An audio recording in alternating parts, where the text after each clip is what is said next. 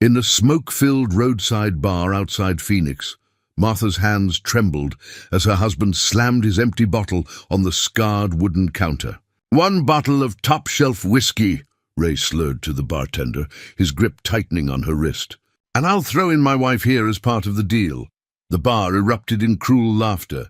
Martha's eyes filled with shame as strangers leered at her bruised face. Then the laughter died. A lone Hell's Angels rider at the far end of the bar slowly stood up. His leather vest bore the patches of a man who'd seen real war. Without a word, he walked over and placed a $100 bill on the counter. "I'll take her," he said quietly, his steel-gray eyes never leaving Ray's face. "But not as a trade, as my wife." But what kind of man makes such a bold claim in front of a room full of strangers? Before we jump back in, tell us where you're tuning in from. And if this story touches you, make sure you're subscribed, because tomorrow I've saved something extra special for you. Martha Elizabeth Hayes had once believed in fairy tales. 23 years ago, she had walked down the aisle of St. Mary's Methodist Church in her grandmother's ivory dress, clutching a bouquet of wildflowers picked from the meadow behind her childhood home. The congregation had smiled as she promised to love, honor, and cherish Raymond Michael Hayes until death do them part. She had meant every word. The woman who now sat hunched over a cup of cold coffee in this God-forsaken roadside bar bore little resemblance to that hopeful bride. Her auburn hair, once her pride, hung limp and unwashed around a face marked by years of careful concealment. Foundation couldn't quite hide the yellow-green bruise along her jawline, and she kept her sleeves pulled down to cover the finger-shaped marks on her forearms. Her wedding ring caught the dim neon light as she twisted it nervously around her finger. The simple gold band had grown loose over the years as worry and fear had stolen her appetite and her curves. Ray used to tell her she was getting too skinny, that real men liked women with meat on their bones. Then he would grab her roughly, his hands leaving bruises that she would later explain away as clumsiness to the few people who still bothered to ask. Martha had been a teacher once, 3rd grade at Millfield Elementary, where she had spent her days nurturing young minds and helping children discover the magic of reading. She remembered the feeling of purpose that came with watching a struggling student finally grasp a difficult concept, the joy of seeing their faces light up with understanding. Those children had looked at her with trust and admiration, seeing her as someone safe, someone who cared. That life felt like something from another century now. Ray had started small, suggesting she didn't need to work when they were first married. He made good money at the construction company, he said. What would people think if they couldn't afford for his wife to stay home? The suggestion had become insistence, then demand, then ultimatum. By the time she realized what she had given up, the school had filled her position, and Ray had made sure she understood that her teaching days were over. The isolation had crept in slowly, like water seeping through a crack in a foundation. First it was her college friends who lived too far away anyway. Then her work colleagues, who Ray claimed were filling her head with feminist nonsense. Her sister Sarah had been the hardest loss. But after Ray's explosive reaction to her suggestion that Martha might want to visit for the weekend, even that relationship had withered under the weight of his jealousy and control. Her mother had tried in her gentle way to reach out over the years, but Ray monitored the phone calls, standing close enough to hear both sides of the conversation, making his presence known through heavy sighs and meaningful glares. Eventually, even Martha's mother had stopped calling, perhaps sensing that her daughter's silence spoke louder than any words of reassurance. The bruises had started during their 3rd year of marriage. Ray's drinking had increased after he lost his foreman position at work, and with it went his last pretense of self-control. The first time he hit her, he had been immediately remorseful, crying and begging forgiveness, promising it would never happen again. Martha had wanted so desperately to believe him that she had convinced herself it was an aberration, a moment of weakness brought on by stress and alcohol. But promises, she had learned, were as fragile as the cheap glass ornaments Ray liked to throw against the wall during his rages. The violence had escalated gradually, each incident a little worse than the last, each apology a little less convincing. He had been careful never to mark her face where others might see, at least not at first. But as their isolation grew complete and his drinking worsened, even that consideration had fallen away. Martha had tried to leave twice. The first time, she had made it as far as her sister's house in Tucson before Ray tracked her down, appearing on Sarah's doorstep with flowers and tears, spinning a story about a misunderstanding and his desperation to get his beloved wife back. The second time, she had gotten a room at a women's shelter, but Ray had found her there too, somehow convincing the staff that he was a changed man seeking counseling. Both times, the punishment for her attempted escape had been swift and brutal. After the second time, Ray had made it clear that there would not be a third chance. He knew people, he said, people who could make sure she disappeared if she ever tried to leave him again. And Martha, broken and terrified, had finally stopped trying. Now sitting in this bar that smelled of stale beer and broken dreams, she fingered the thin gold band that had become more shackle than symbol.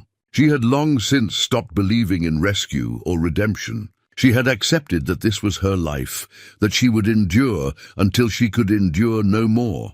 Marcus Thompson had learned to read people the way other men read newspapers. 38 years of life, 12 of them in the Marines, had taught him that survival often depended on knowing who meant harm before they made their move. The woman sitting 3 stools down from him radiated pain like heat from a forge, and the drunk beside her stank of meanness and barely contained violence. The dog tags beneath his leather vest pressed against his chest as he shifted on the bar stool, a reminder of the man he used to be. Staff Sergeant Marcus Steele Thompson, Force Reconnaissance, 2 tours in Afghanistan, 1 in Iraq. The tags bore witness to a different life, one where his silence had been tactical rather than defensive, where his watchfulness had kept his brothers alive instead of keeping the world at arm's length. His hands, scarred from countless motorcycle repairs and more than a few fights, remained steady around his beer bottle. Those same hands had once operated radio equipment under enemy fire, had applied tourniquets to wounded Marines, had held dying boys while they called for their mothers. Now they built custom motorcycles in his garage and asked nothing from the world except to be left alone. The Hells Angels patch on his back told its own story. The club had found him 6 years ago, drunk and hollow-eyed in a VA hospital parking lot, trying to work up the courage to walk through the doors and ask for help he wasn't sure he deserved. Roadkill, the chapter president, had taken one look at him and made a simple offer: "Come ride with us, see if the wind helps." It had been the closest thing to salvation Marcus had experienced since coming home. The Brotherhood was different from his Marine unit, but it scratched the same itch. These men understood loyalty without explanation, brotherhood without questions, and the kind of silence that came from seeing too much. They didn't ask about his nightmares or why he sometimes woke up reaching for weapons that weren't there. They just handed him a wrench and pointed him toward a broken bike, trusting that working with his hands might help fix what was broken inside. His reputation in the club was built on reliability rather than recklessness. While other members sought glory in bar fights and highway stunts, Marcus had earned his respect through steady competence and unshakable loyalty. When the club needed someone to watch their backs during a difficult negotiation, they called Steele. When a member's family needed protection from creditors or ex-husbands, Steele got the call. He was the club's quiet guardian, the one who handled problems before they became crises. The silence that had once been tactical had become personal after Kandahar. His squad had been ambushed during what should have been a routine patrol, caught in a kill zone that turned 12 good Marines into scattered memories and grief that followed him home. Marcus had been the only survivor, pulled unconscious from the wreckage with a Purple Heart's worth of shrapnel in his back and the weight of 12 ghosts on his shoulders. The doctors had patched his body, but the invisible wounds had festered. He had tried civilian life, tried college on the GI Bill, tried dating women who smiled too much and talked about feelings he couldn't access. Everything felt hollow, like he was watching his life through bulletproof glass. The only time he felt real was when he was moving, when the highway stretched endlessly ahead and the rumble of his Harley drowned out the voices in his head. Women had come and gone, attracted initially by the dangerous appeal of the leather vest and the motorcycle, then fleeing when they realized the man inside was more ghost than rebel. He had stopped trying to explain why he couldn't sleep through the night, why crowded spaces made him sweat, why he sometimes heard explosions that weren't there. It was easier to be alone, easier to love only his bike and his brothers and the open road. But the woman at the bar had caught his attention in a way that surprised him. She wasn't looking for excitement or trying to tame a wild man. She was just trying to survive, and something in her careful stillness reminded him of the wounded animals he used to find as a child. Creatures that had learned that movement meant pain and stillness, meant another day of life. When her husband had made his obscene proposal, something had shifted inside Marcus's chest, like a lock clicking open after years of being sealed shut. The words had come out before he could stop them, a promise made to a stranger that felt more binding than any oath he had ever sworn. He didn't understand why this broken woman mattered to him, but standing here now, watching her husband's face turn purple with rage, he knew he would kill or die before he let anyone hurt her again. The Crossroads Bar had earned its name honestly. Built at the intersection of Highway 87 and a forgotten farm road that led nowhere important, it served as a way station for travelers who had lost their direction in more ways than one. The building itself was a testament to functional ugliness. Constructed from cinder blocks and good intentions sometime in the 1960s, when the highway still carried hope along with traffic, Jake Morelli had owned the place for 15 years. Inheriting it from his uncle along with a mortgage that never seemed to shrink and a clientele that paid in stories as often as cash. The neon open sign in the window flickered intermittently, casting red shadows across the cracked asphalt parking lot. Jake had been meaning to fix it for 3 years, but somehow the broken light seemed appropriate for the kind of establishment he ran.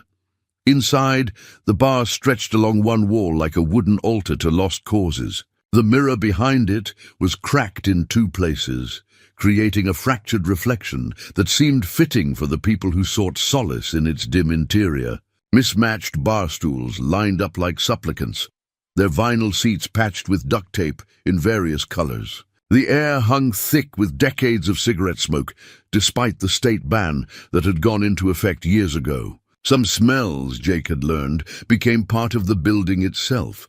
The Crossroads attracted a particular type of customer, long-haul truckers who needed something stronger than coffee to wash the road dust from their throats. Divorce refugees nursing their wounds in whiskey and self-pity. Veterans who couldn't quite adjust to civilian life, drawn by Jake's own Marine Corps tattoo and his understanding silence. Construction workers cashing checks that were already spent before they earned them. And bikers, always bikers, who treated the place as neutral ground where club colors meant less than personal honor.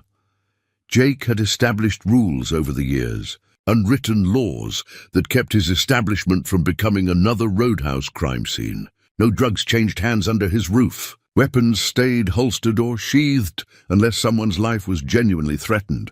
Women were treated with respect, regardless of how they earned their living or who they arrived with. And most importantly, what happened at the Crossroads stayed at the Crossroads. The jukebox in the corner played a rotating selection of country classics and rock ballads, songs about broken hearts and second chances that provided the soundtrack to a dozen personal dramas each night.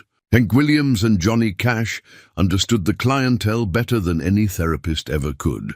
The pool table in the back room had seen more confessions than most Catholic churches. Its felt surface witness to whispered secrets shared over games that nobody really cared about winning.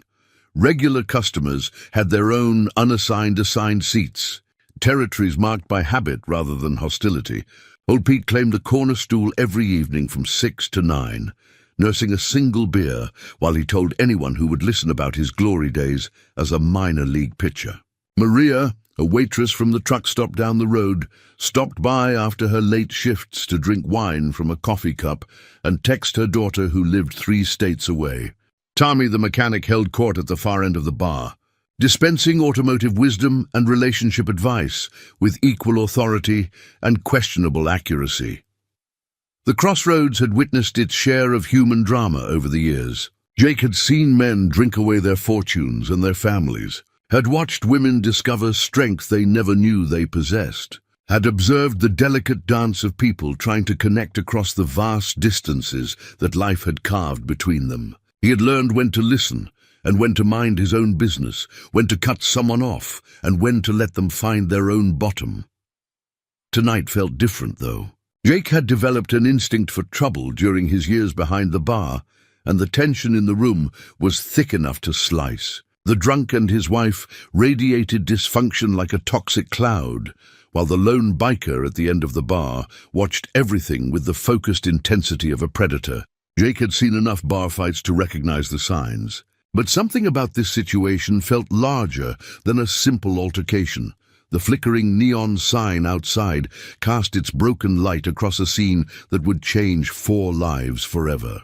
In a place where people came to escape their stories, tonight would write a new chapter for everyone present. The Crossroads had always been a place where destinies intersected, but Jake sensed that this particular intersection might require him to choose sides in a way he had never done before. The silence that followed Marcus's declaration stretched like a taut wire ready to snap.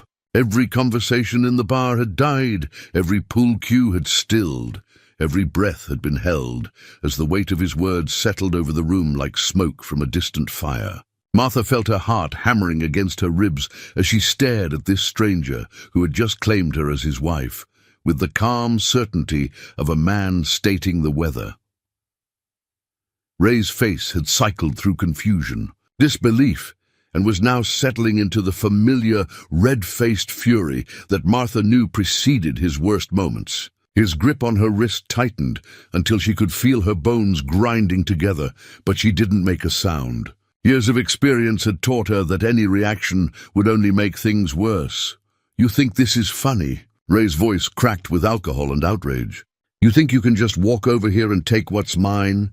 He swayed slightly, the whiskey making him bolder than wisdom would advise. "This is my wife, you leather-wearing freak, mine. I own her. Bought and paid for with 23 years of putting a roof over her head and food in her mouth." Marcus removed his leather jacket with deliberate slowness, the movement causing every man in the bar to shift nervously. The jacket was worn black leather, soft with age and use, bearing patches that told stories of roads traveled and brotherhood earned. As he placed it gently around Martha's shoulders, she felt its warmth seep through her thin dress. The first genuine comfort she had experienced in longer than she could remember.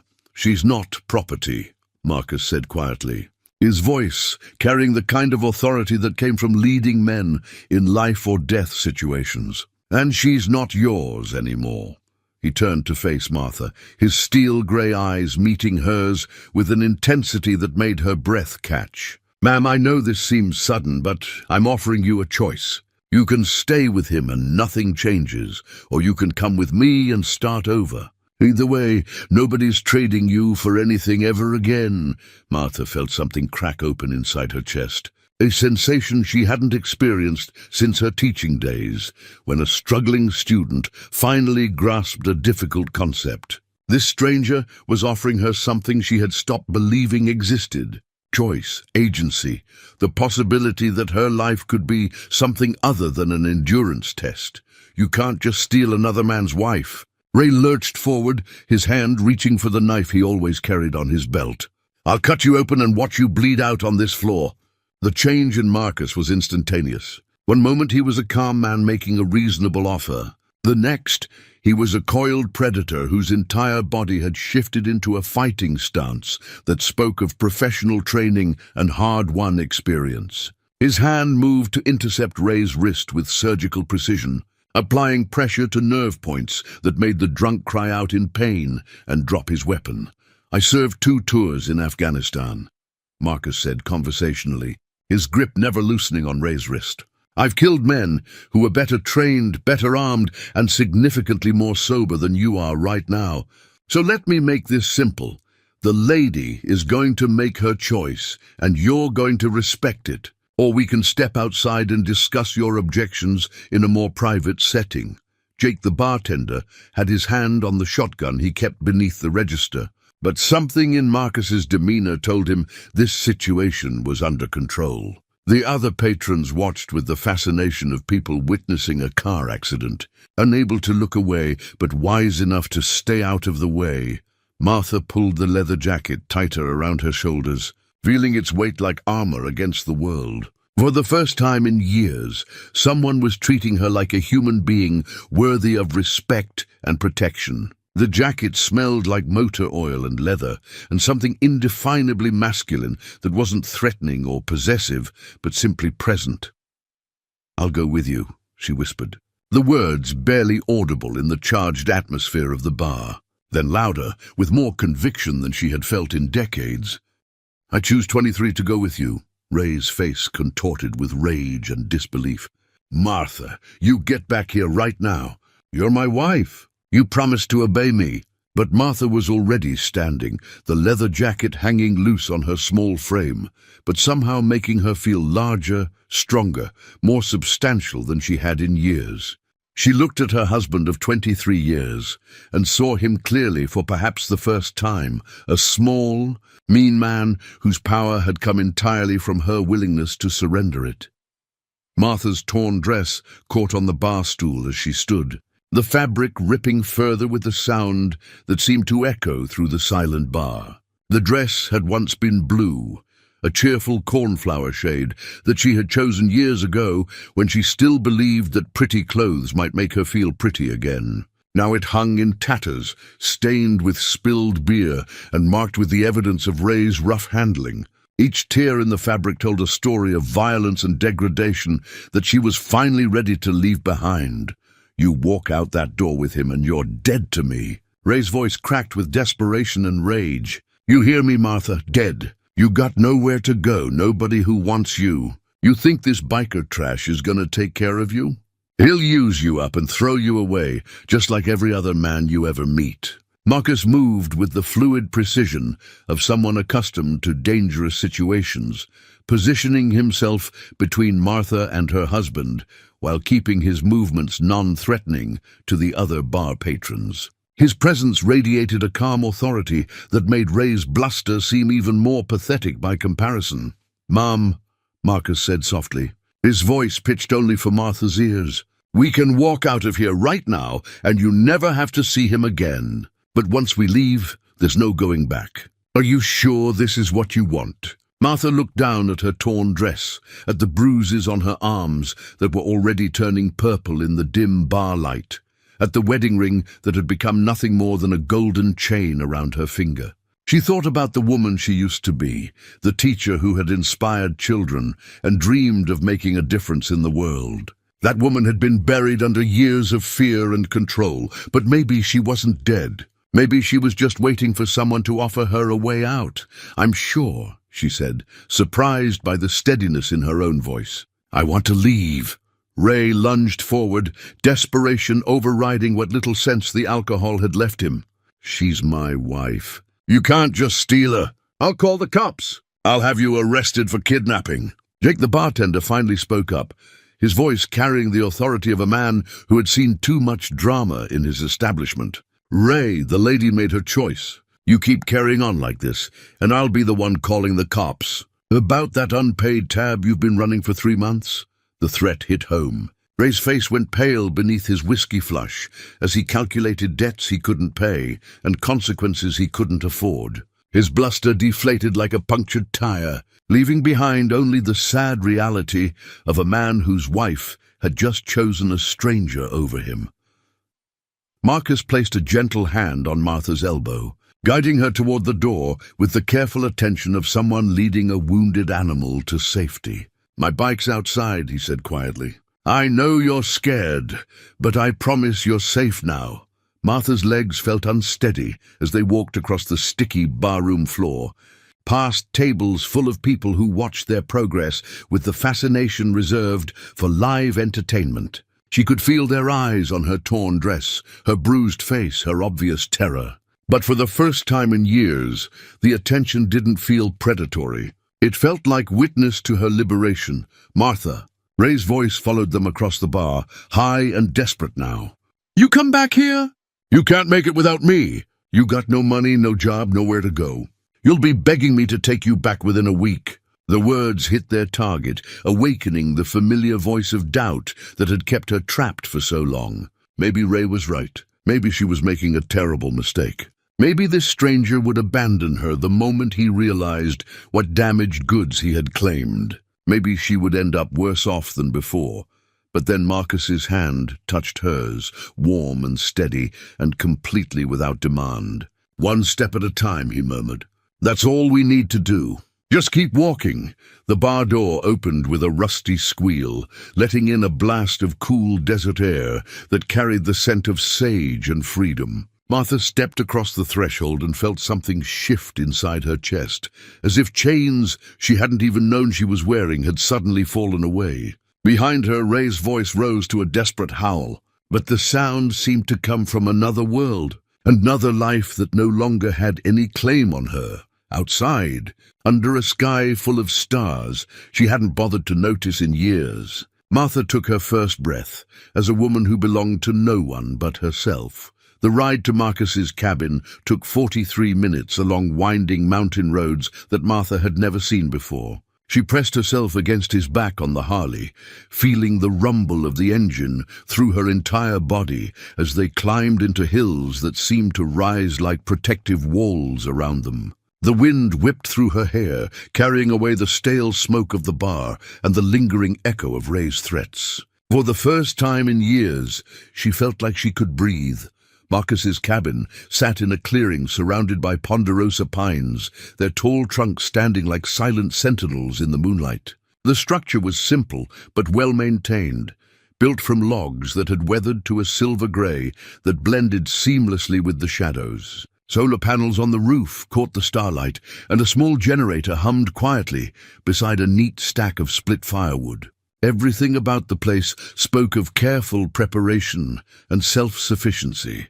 He helped her off the bike with the same gentle consideration he had shown in the bar, his hands steadying her without lingering or presuming. Martha's legs trembled from the ride and the adrenaline that was finally beginning to fade, leaving her feeling hollow and uncertain. The reality of what she had done was beginning to sink in.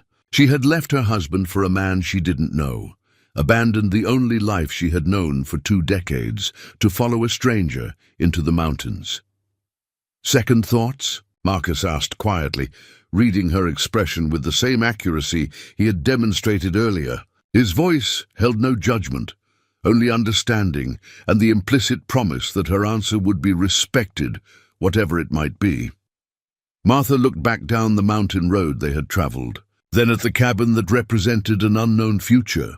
The brass key in Marcus's hand caught the porch light, a simple piece of metal that somehow represented the possibility of sanctuary she hadn't believed existed. "No," she said, surprised by her own certainty. "No second thoughts."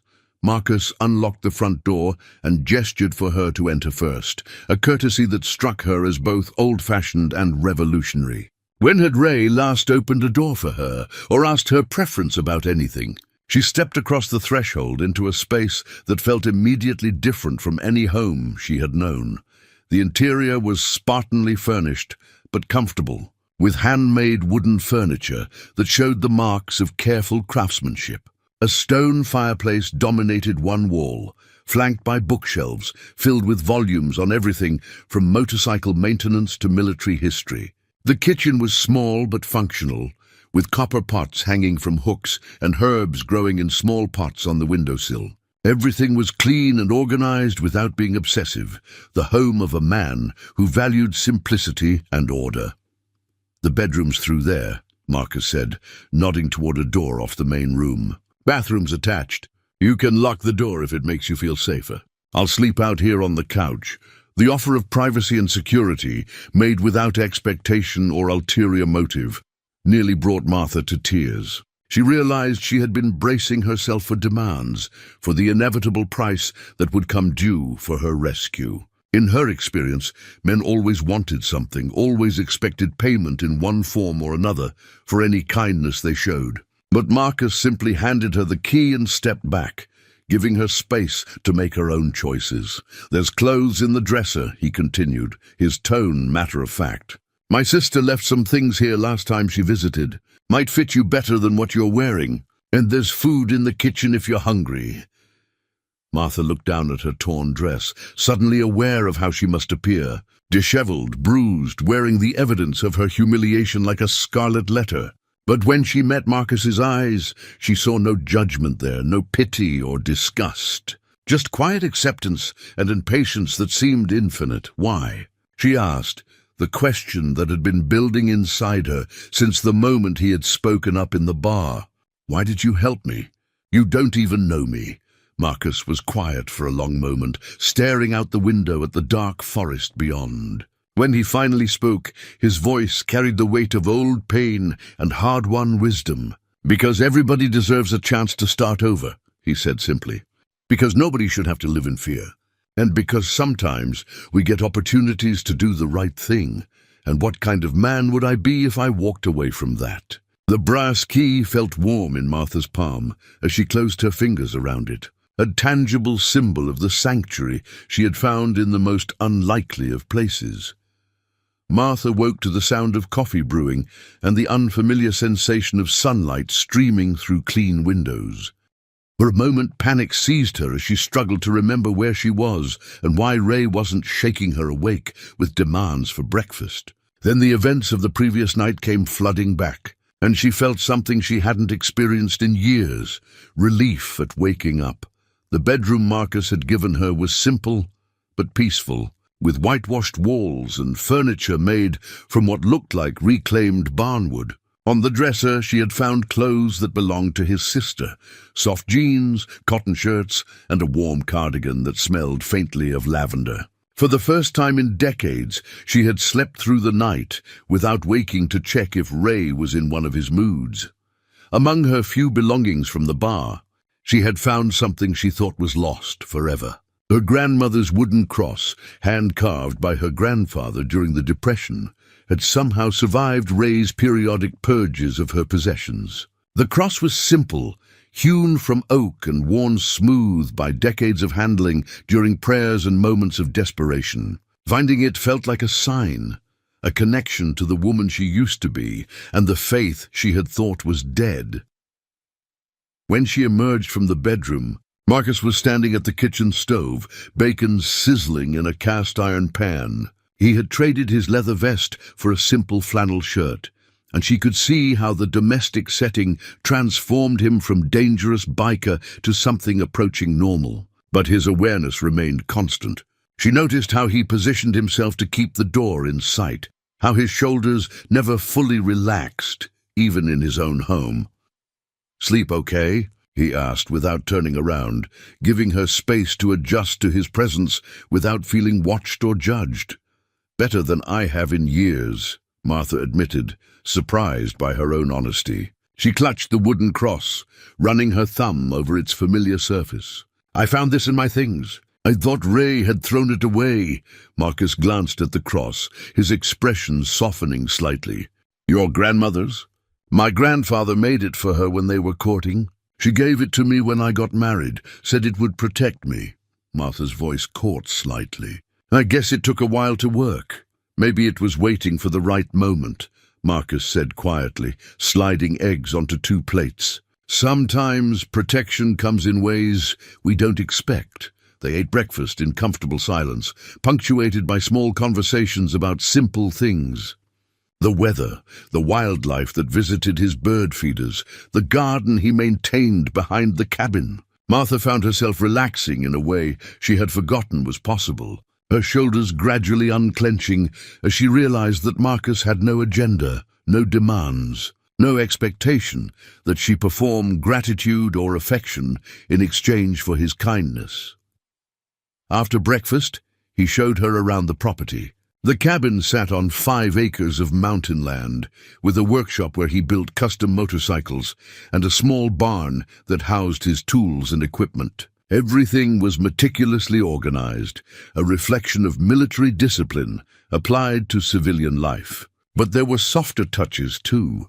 Wind chimes that sang in the breeze, a vegetable garden with tomatoes and peppers, birdhouses hanging from the pine trees. "I built this place after I got out," Marcus said, as they walked past a stack of lumber that would eventually become an addition to the workshop. "Needed somewhere quiet to figure out who I was when I wasn't wearing a uniform." "Did you figure it out?" Martha asked, genuinely curious about this man who had upended her life with a single act of intervention. Marcus was quiet for a long moment, his eyes focused on the distant mountains. "Still working on it," he admitted, "but I'm closer than I was." As the day wore on, Martha found herself sharing pieces of her story that she had never told anyone. Her dreams of teaching, her love of literature, the way she used to write poetry in secret notebooks that Ray eventually found and burned. Marcus listened without trying to fix anything, without offering advice or judgment. He simply heard her, perhaps the first person to truly listen to her voice in longer than she could remember. In return, he offered glimpses of his own journey, the brotherhood he had found in the Marines, the weight of losing his entire squad, the way civilian life had felt like wearing clothes that didn't fit. He showed her photographs of his sister and her children, talked about the Hells Angels Club members who had become his chosen family, described the satisfaction of building something beautiful with his hands. The wooden cross remained in Martha's pocket throughout the day, a tangible reminder of faith and family and the possibility that even the most broken things could be made whole. Again, the rumble of approaching motorcycles shattered the peaceful morning quiet. 3 days after Martha's arrival at the cabin, she looked up from the vegetable garden where she had been pulling weeds, her heart immediately racing with the familiar fear that had become second nature over the years. But Marcus, who was splitting wood nearby, simply set down his axe and dusted off his hands with the calm confidence of a man expecting friends rather than trouble. "It's okay," he said, reading her expression. "Just the club coming to check on things." 5 Harleys pulled into the clearing, their riders dismounting with the easy familiarity of men who had ridden together for years. Martha recognized the type immediately. Hard men with weathered faces and careful eyes, the kind who had learned to read situations quickly and react accordingly. Their leather vests bore the patches and colors of the Hells Angels, and she could feel their assessment of her as they removed their helmets and gloves. The man who appeared to be their leader stepped forward first. He was older than Marcus, maybe 55, with steel-grey hair pulled back in a ponytail and arms covered in tattoos that told stories of military service and motorcycle clubs. The charter document folded in his vest pocket identified him as a founding member, someone whose word carried weight in the Brotherhood.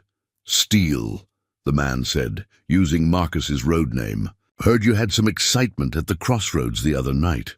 Thought we'd ride up and see how you're settling in." Marcus nodded toward Martha, who stood frozen beside the tomato plants like a deer caught in headlights. "Roadkill, this is Martha. Martha, meet Roadkill, our chapter president. And these ugly bastards are Tank, Preacher, Wolf, and Diesel." The introductions were made with the casual courtesy of men who understood the importance of respect and protocol.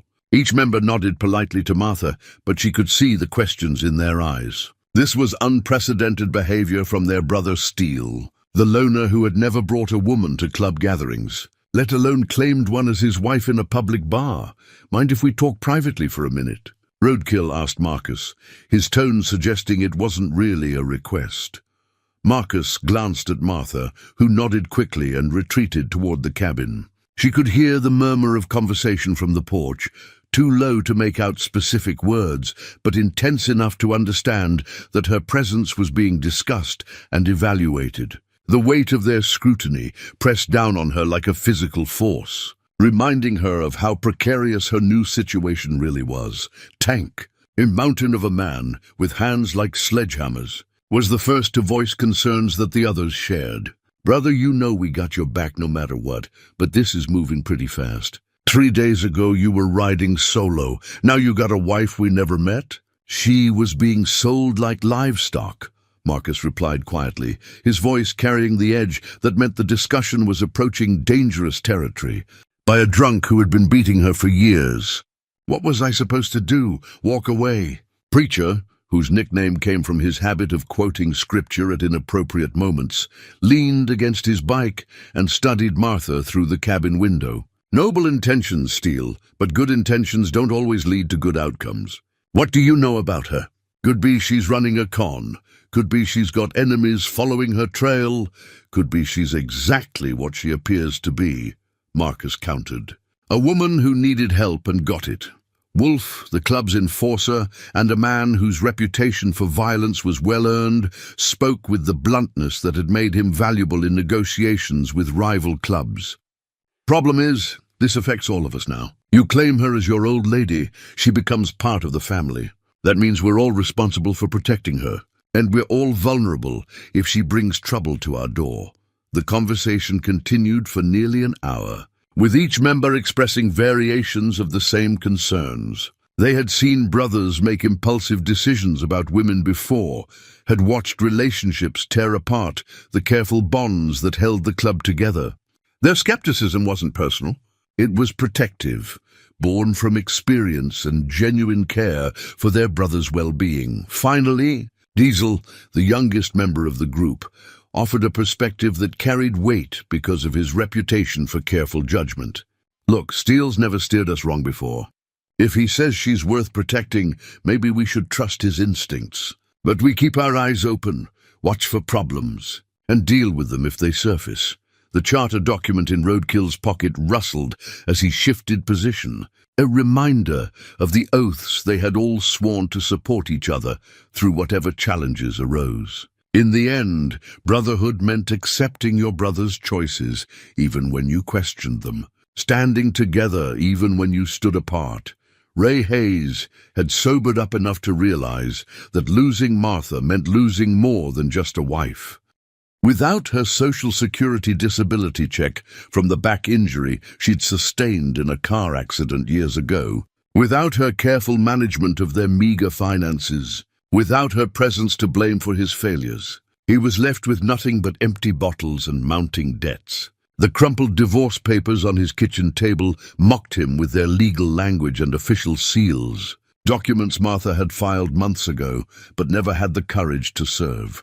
He had spent 2 weeks drinking his way through what little money remained in their joint account, calling in favors from men whose friendship was measured in unpaid bar tabs and shared grievances. Ray's world was populated by the kind of people who thrived on other people's misery, who found entertainment in domestic drama and saw women as property to be traded or stolen, depending on the circumstances.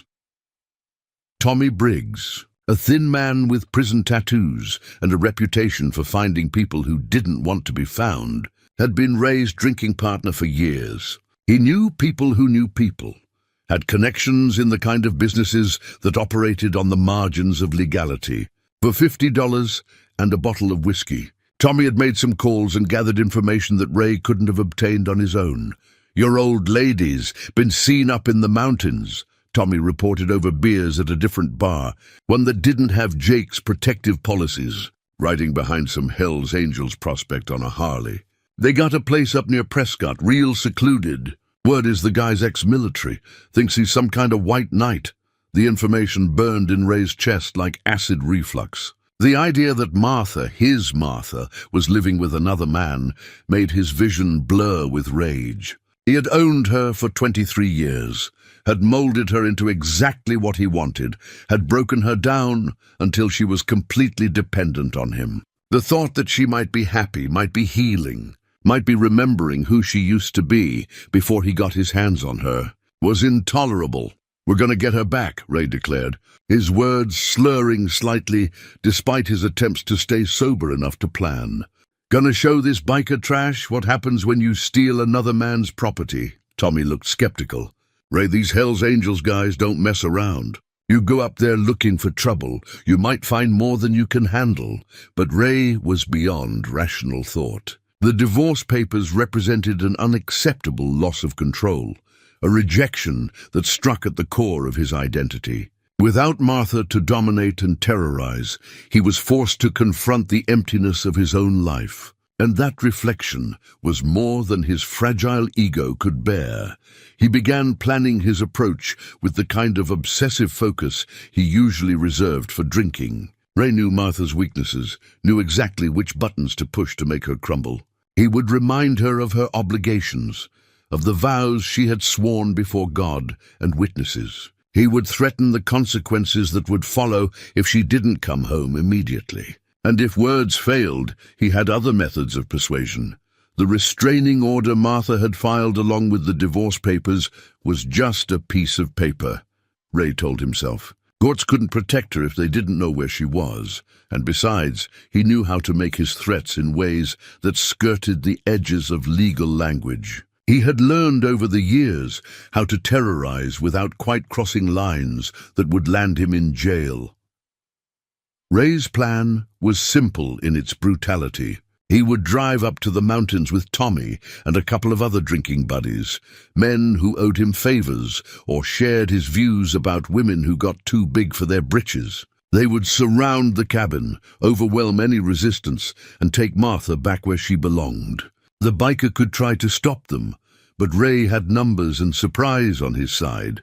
What Ray didn't understand was that Marcus Thompson wasn't just any biker. The military training that had kept him alive through 2 combat tours hadn't faded with civilian life, and the protective instincts that had made him legendary among his Marine brothers had found a new focus in the broken woman who was slowly remembering how to smile.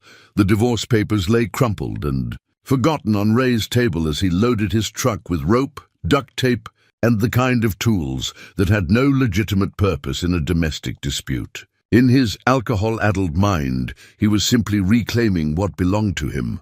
In reality, he was driving toward a confrontation that would test everything Marcus had learned about protecting the people who mattered most. Martha had been living at the cabin for 3 weeks when she accidentally knocked over a box while cleaning Marcus's workshop. The contents spilled across the concrete floor. Photographs, letters, and a small velvet case that fell open to reveal a heart-shaped medal hanging from a purple and white ribbon.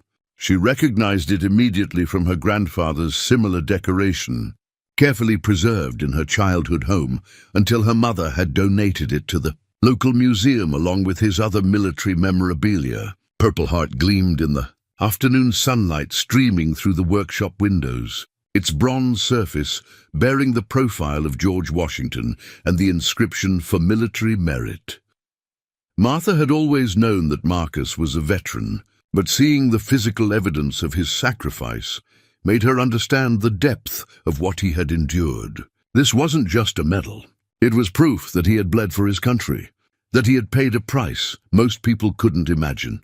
When Marcus returned from his ride to town for supplies, he found Martha sitting on the workshop steps, holding the medal case with reverent care.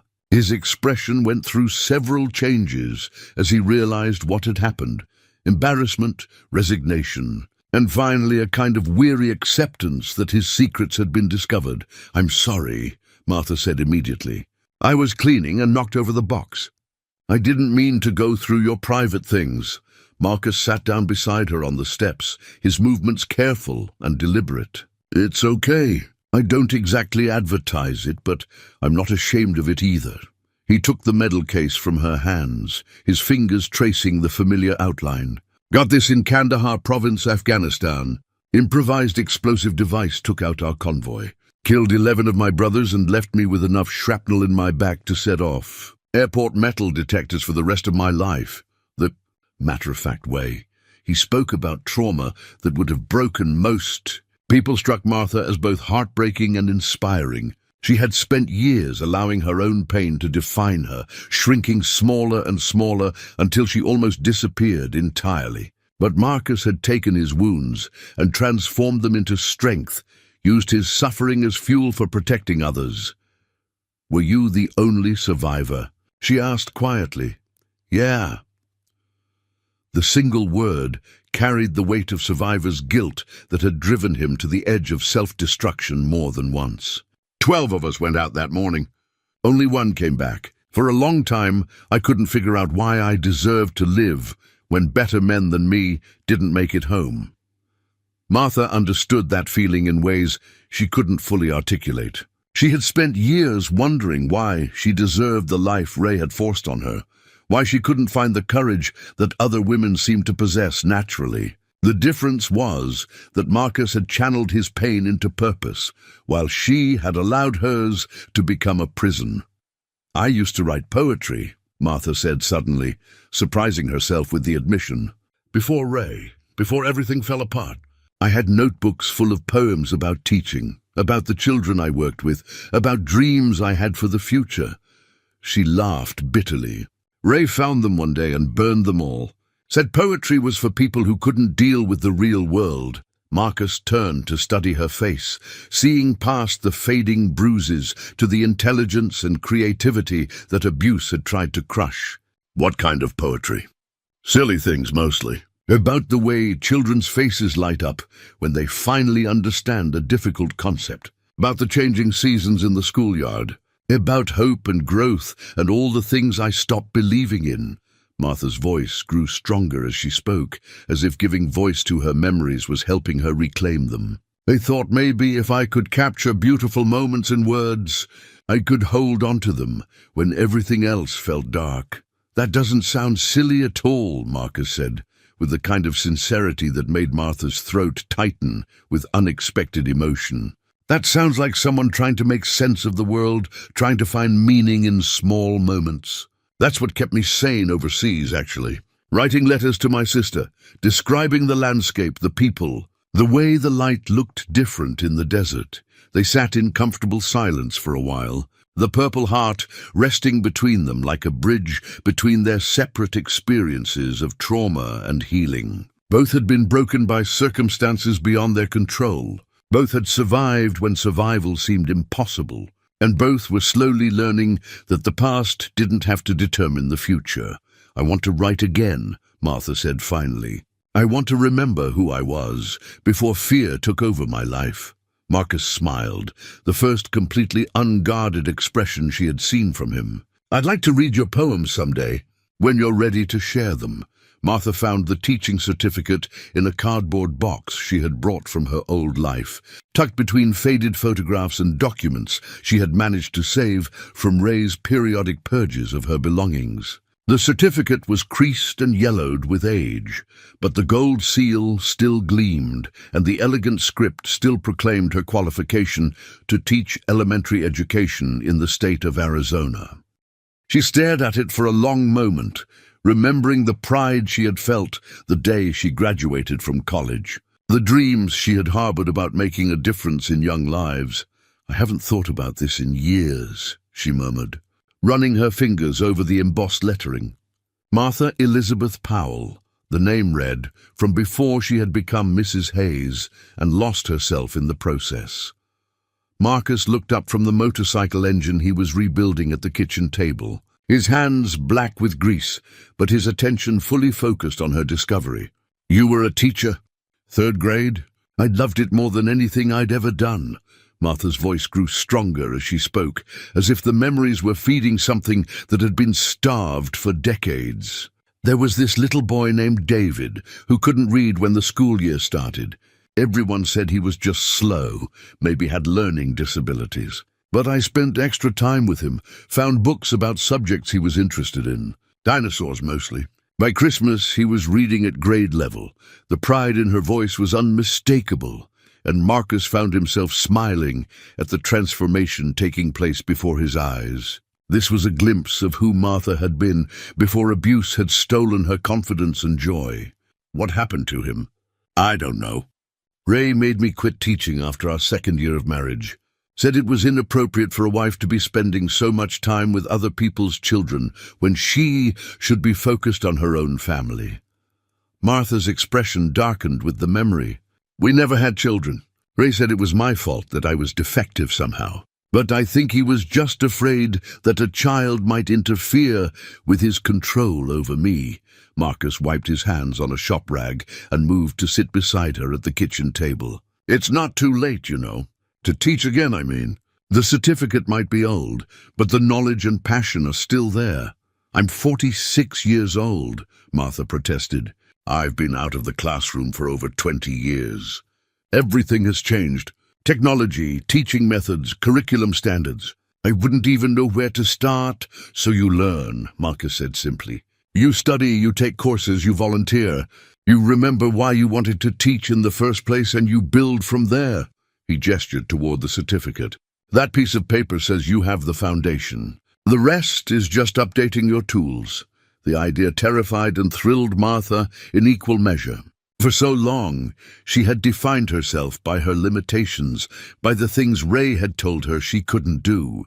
The possibility of reclaiming her professional identity felt like stepping off a cliff into unknown territory, but it also felt like coming home to herself. Over the following weeks, Marcus encouraged her exploration of returning to education with the same patient support he showed for everything else. He drove her to the library in town, where she spent hours researching current teaching methodologies and reading about changes in elementary education. He helped her set up an email account so she could correspond with the state education department about renewing her certification. The motorcycle club members, initially skeptical of Marcus's sudden domestic situation, began to see changes in their brother that even they couldn't deny. Steele had always been reliable, but now there was a lightness in his demeanor that hadn't been there before. He smiled more readily, spoke with greater warmth, and seemed to have found a purpose beyond simple survival. Martha's presence at club gatherings became gradually accepted as the members realized she wasn't trying to change Marcus or drive a wedge between him and his brothers. Instead, she brought out qualities in him that had been buried under years of emotional armor. She listened to their stories with genuine interest, offered practical advice when asked, and demonstrated the kind of quiet strength that earned respect rather than demanded it. One evening, as they sat on the cabin's front porch, watching the sunset paint the mountains in shades of gold and crimson, Martha reached for Marcus's hand with a naturalness that surprised them both. "Thank you," she said quietly. "For what?" "For seeing who I could be instead of who I was." She held up the teaching certificate, now carefully preserved in a protective sleeve. "For helping me remember that I'm more than what happened to me." Marcus squeezed her hand gently, marveling at how this damaged woman had somehow begun to heal not just herself, but something broken inside him as well. Detective Sarah Chen had been investigating domestic violence cases for 12 years, but the police file folder she carried up the mountain road to Marcus's cabin contained some of the most disturbing evidence she had encountered in her career. The manila folder was thick with reports, photographs, and witness statements that painted a picture of systematic abuse spanning multiple relationships and potentially multiple victims. Martha's hands shook as she opened the folder on the kitchen table, Marcus standing protectively behind her chair. The first document was a missing person report filed in 1994 for a woman named Linda Sue Hayes, Ray's first wife.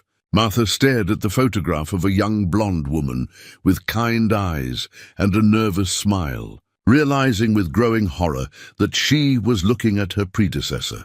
"Linda Hayes disappeared 3 years after marrying your husband," Detective Chen explained gently.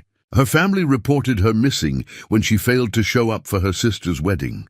Ray claimed she had run off with another man, but there were inconsistencies in his story that bothered the investigating officers." Martha flipped through crime scene photographs showing signs of a struggle in Ray's previous home, blood evidence that had been hastily cleaned, and witness statements from neighbors who had heard screaming the night before Linda's disappearance. The similarities to her own experience were chilling. The isolation, the progressive escalation of violence, the systematic destruction of the victim support network. They never found her body, Detective Chen continued. Ray moved to Arizona 6 months later and met you within a year. The pattern fits what we call domestic homicide progression. The abuse escalates until the victim either escapes or is killed. You escaped, Martha. Linda didn't. Marcus's hands clenched into fists as he read over Martha's shoulder. The military training that had taught him to assess threats and eliminate them was screaming warnings about the danger Ray represented. This wasn't just about a controlling husband trying to reclaim his wife. This was about a serial predator who had escalated to murder once before and wouldn't hesitate to do so again. There's more, Detective Chen said grimly. We've identified 2 other women who were involved with Ray between his first wife and you. Both reported domestic violence incidents. Both disappeared from their communities after filing restraining orders. We think Ray has been killing women for over 20 years. Martha felt the room spinning around her as the full scope of her danger became clear. She had always known Ray was dangerous, but she had thought his violence was personal, directed specifically at her because of something she had done or failed to do. The realization that she was simply the latest in a series of victims, that her suffering had been part of a larger pattern of predation, left her feeling sick and terrified. Why didn't anyone stop him? Martha whispered, staring at photographs of women who could have been her sisters, all sharing the same haunted expression she recognized from her own mirror. Because he was careful, Detective Chen explained. He chose isolated women without strong family connections or financial resources. He moved frequently, changed his identity slightly each time, and until recently different jurisdictions didn't always communicate effectively. But domestic violence cases, the file contained evidence that would have convicted Ray of multiple crimes if the authorities had been able to connect the dots earlier. Financial records showing he had collected life insurance policies on at least 2 of his victims. Witness statements placing him near the locations where the women had last been seen. Medical records documenting injuries consistent with systematic abuse. We need your testimony to build a case, Detective Chen said. You're the only victim who survived long enough to identify the pattern. Your evidence, combined with what we've gathered about his previous crimes, could finally put him away for life. Martha looked at Marcus, seeing her own fear and determination reflected in his steel-grey eyes. The man who had claimed her in a roadside bar had unknowingly rescued her from a serial killer who had been planning her murder for years. The realization was both terrifying and liberating. She was no longer just a victim trying to escape an abusive marriage. She was a survivor with the power to ensure that no other woman would suffer Linda's fate. What do I need to do? Martha asked, her voice growing stronger with each word. Detective Chen smiled for the first time since arriving at the cabin. Tell the truth, all of it. Help us build a case that will keep Ray Hayes from ever hurting another woman. The police file folder lay open on the table between them, its contents representing not just evidence of past crimes, but hope for future justice. Martha's survival had become more than personal victory. It had become the key to stopping a killer. The subpoena papers arrived 3 days after Detective Chen's visit, delivered by a nervous courier who clearly understood he was venturing into dangerous territory. The legal documents were crisp and official, bearing the seal of the Superior Court of Arizona and language that made Martha's stomach clench with anxiety. The papers demanded her appearance as a key witness in the state's case against Raymond Michael Hayes for murder in the first degree, conspiracy to commit murder, and multiple counts of domestic violence. Martha stared at the subpoena with the same expression she might have worn when facing a loaded gun. The document represented both salvation and potential destruction, offering the chance to ensure Ray could never hurt another woman, while simultaneously painting a target on her back that would be visible from space. Her hands trembled as she read the court date, just 6 weeks away. Enough time for Ray to learn about her testimony and take action to prevent it. You don't have to do this alone, Marcus said quietly. reading the tension in her posture from across the cabin's main room. He had been cleaning his service pistol when the courier arrived, a ritual that had become more frequent since Detective Chen's revelations about Ray's history. The weapon lay disassembled on a towel, its components gleaming with careful maintenance. "If I testify, he'll know where I am," Martha said, voicing the fear that had been growing since she first opened the police file. "Court records are public. My name will be in the newspapers. Everyone will know that I'm the woman who got away. And Ray will do everything in his power to make sure I don't get the chance to speak." Marcus set down the gun barrel he had been inspecting and moved to sit beside her on the couch. His presence was steady and reassuring, but even his protective instincts couldn't eliminate the very real danger that testimony would bring. Detective Chen said they could provide protection. Federal marshals, safe house, new identity if necessary. "And what about you?" Martha asked, meeting his eyes directly. "What about your life here, your business, your club? If I disappear into witness protection, you lose everything you've built. If I stay and testify, you become a target too."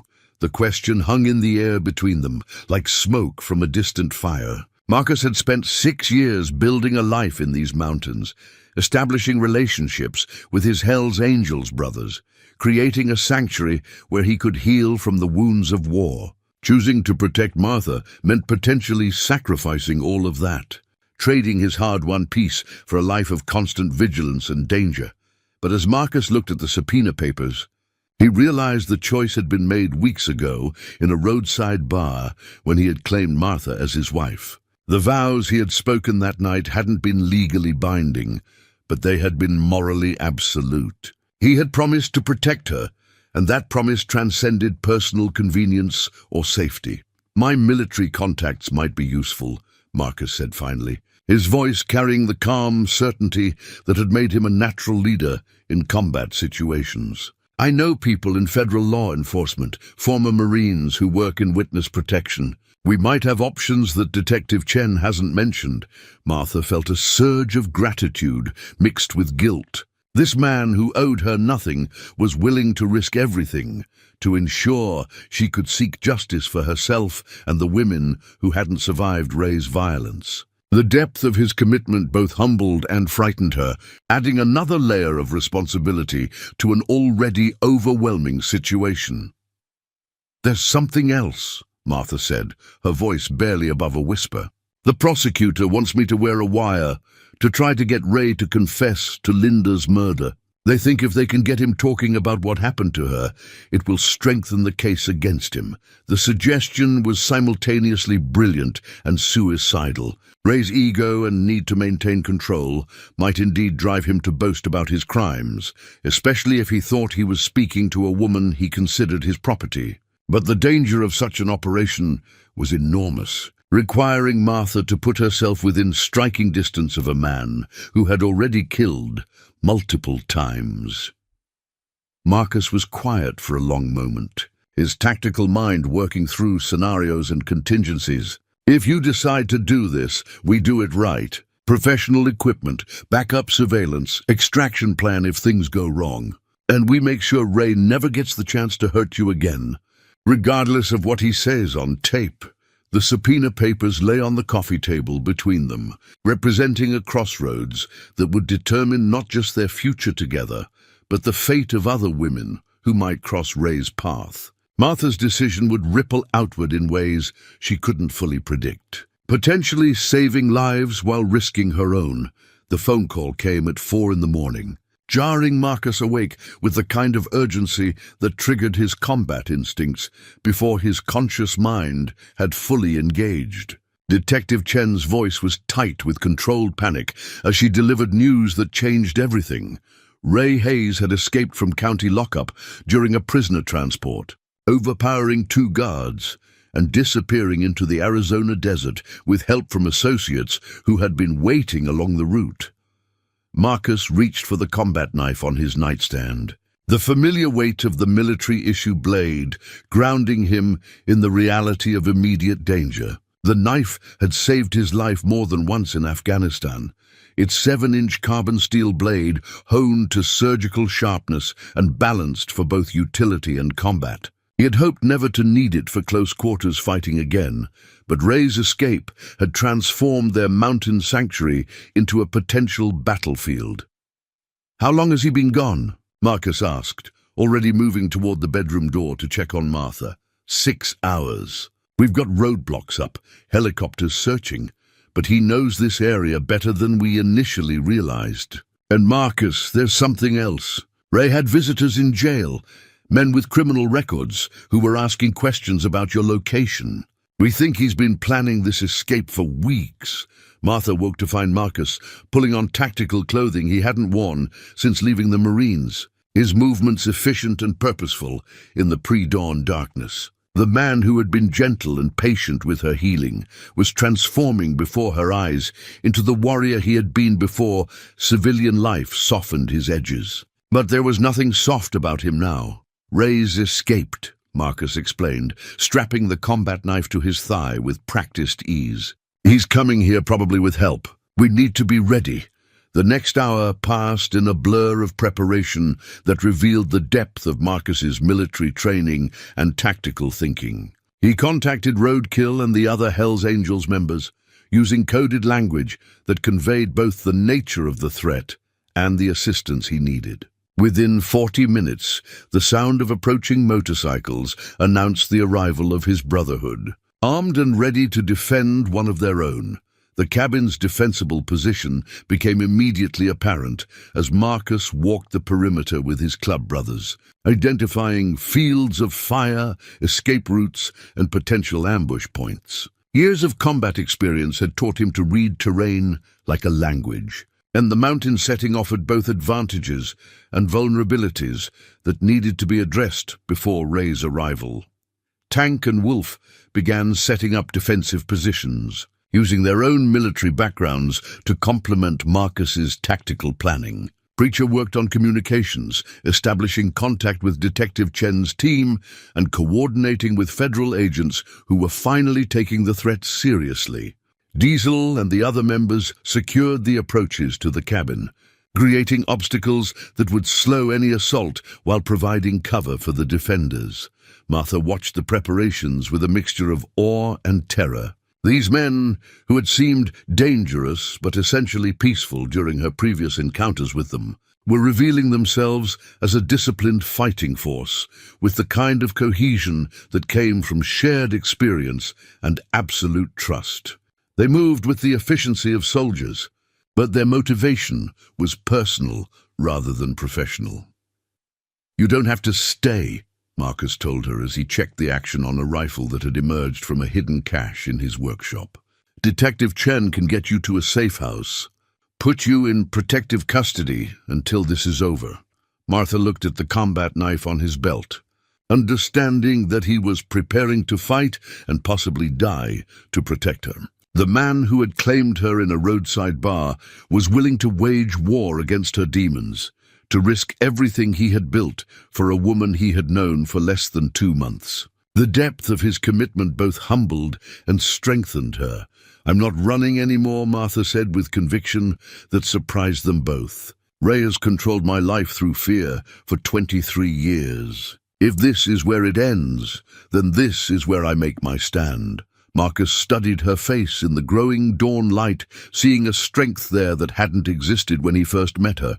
The broken woman from the Crossroads bar had been replaced by someone who understood her own worth and was willing to fight for it. The transformation was remarkable, but it also meant she would be in danger when Ray arrived. The combat knife caught the first rays of sunlight streaming through the cabin windows, its blade reflecting the determination of a man who had found something worth protecting again. Outside, the Hells Angels took their positions, ready to defend their brother's chosen family with the same loyalty they would show for blood relatives. Ray Hayes was coming, and they would be ready for him.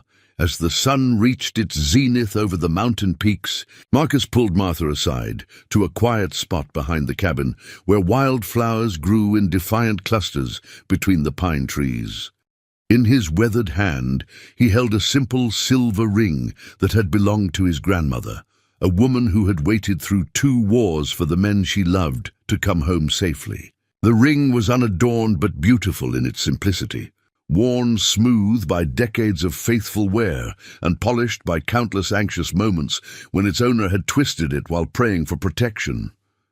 "I know the timing isn't ideal," Marcus said, his voice carrying the weight of a man who understood that some promises couldn't wait for perfect circumstances. "But if we're going to face whatever's coming, I want to do it as your husband. Really your husband, not just some stranger who made a claim in a bar." Martha felt tears gathering in her eyes as she looked at the ring, understanding the significance of what Marcus was offering. This wasn't a desperate gesture born from immediate danger, but a commitment that transcended the crisis they faced. He was choosing her not just for today, but for whatever future they might build together if they survived the coming confrontation. "I don't have anything to give you in return," Martha whispered, suddenly aware of how little she possessed, beyond the clothes Marcus's sister had left behind and the few personal items she had managed to save from her previous life. Marcus smiled and touched the wooden cross that hung from a chain around her neck, the same cross her grandfather had carved for her grandmother during the hardest years of the Depression. "You're giving me yourself." "That's more than I ever thought I deserved." Roadkill emerged from the cabin, carrying a worn leather Bible that had seen more road miles than most people's cars, its pages marked with passages that had provided comfort during the darkest moments of various club members' lives. The chapter president's weathered face was serious but warm as he approached the couple, understanding the importance of this moment despite the chaos surrounding them. "Never thought I'd be performing a wedding ceremony with snipers in the trees," Roadkill said with dry humor. "But I've been ordained since '92, and desperate times call for creative solutions."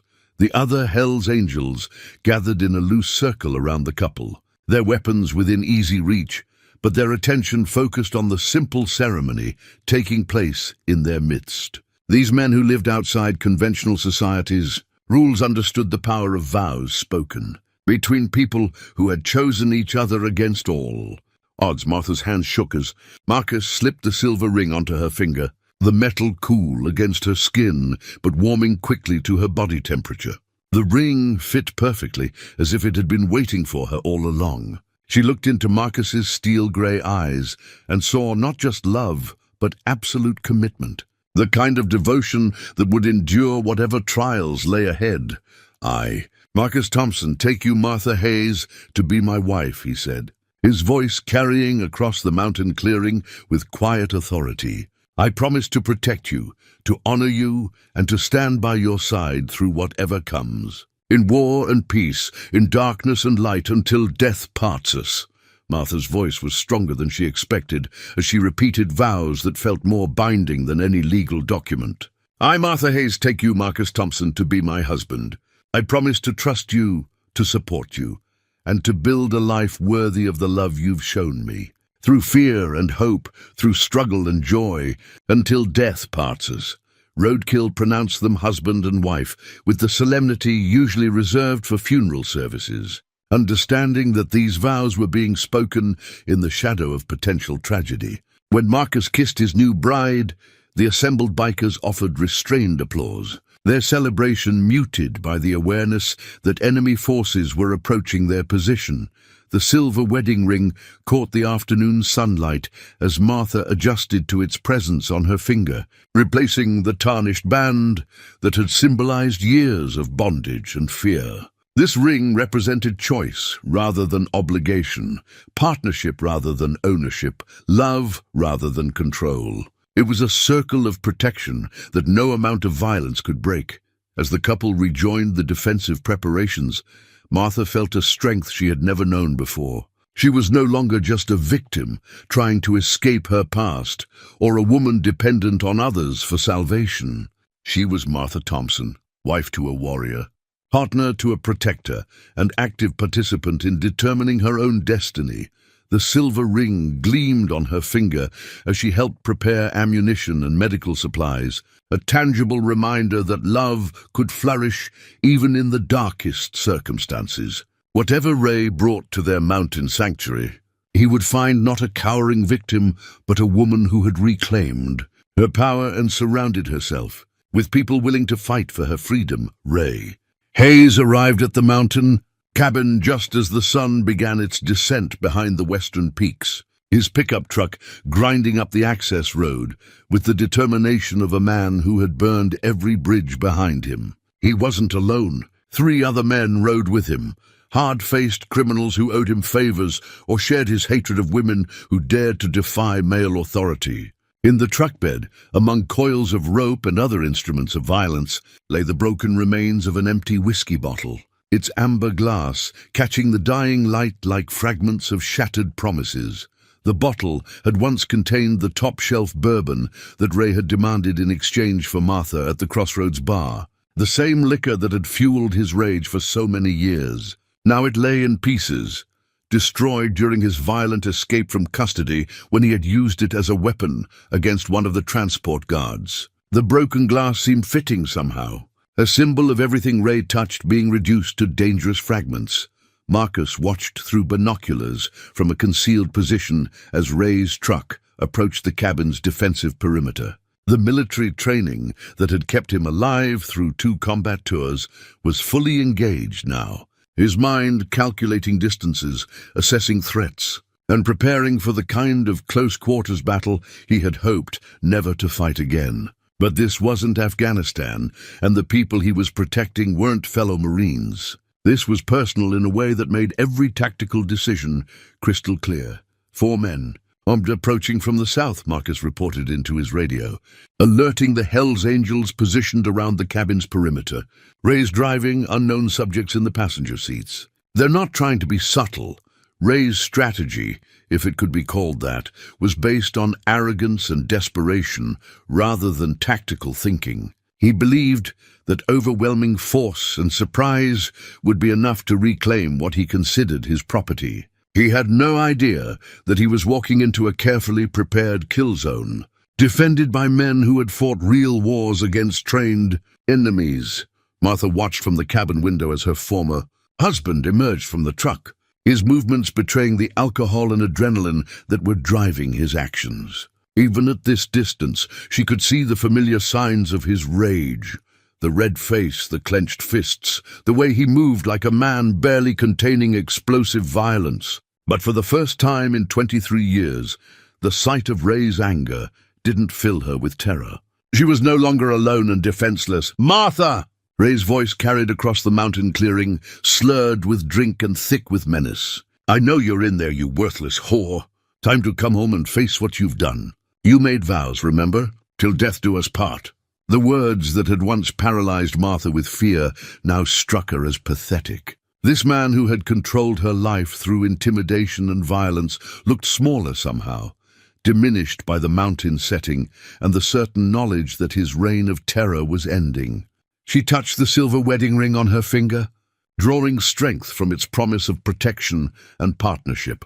Marcus's voice came through her earpiece, calm and professional despite the deadly situation developing outside.